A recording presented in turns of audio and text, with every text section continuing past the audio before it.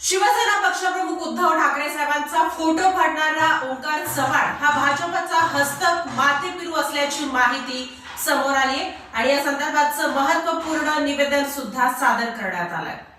शिवसेना उबाठाचे पक्षप्रमुख उद्धव ठाकरे यांच्या विरोधात सोलापुरात एक संतापजनक प्रकार घडला।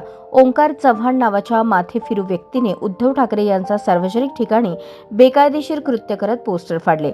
या घटनेमुळे शिवसैनिकांमध्ये तीव्र संताप पसरला आहे।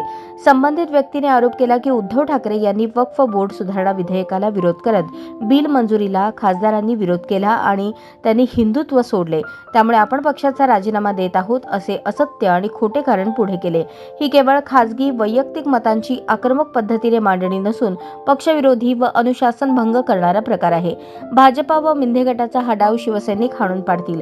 या माथेफिरूवर तात्काळ कारवाई करून अटक करावी, अन्यथा शिवसैनिक त्याला त्याची जागा दाखवतील, असे जिल्हा प्रमुख अजय दासरी यांनी प्रसिद्धीस दिलेल्या पत्रकात नमूद केले।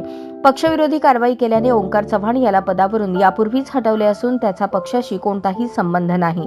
याचबरोबर शिवसेना पदाधिकाऱ्यांनी फौजदार चावडी पोलीस ठाण्यात तक्रार दाखल करून आरोपीवर कठोर कायदेशीर कारवाई करण्याची मागणी केली आहे। शिवसैनिकांच्या मते हा प्रकार केवळ उद्धव ठाकरे यांचाच नव्हे तर संपूर्ण शिवसेनेच्या विचारधारेचा आणि महाराष्ट्राच्या अस्मितेचा अवमान आहे। पक्ष शिस्त आणि नेतृत्वाचा अपमान सहन केला जाणार नाही, असा इशारा देत शिवसेनेने पुन्हा एकदा आपली भूमिका स्पष्ट केली आहे की हिंदुत्व आमच्या हृदयात आहे, पण द्वेष आणि फोडाफोडीच्या राजकारणाला थारा नाही।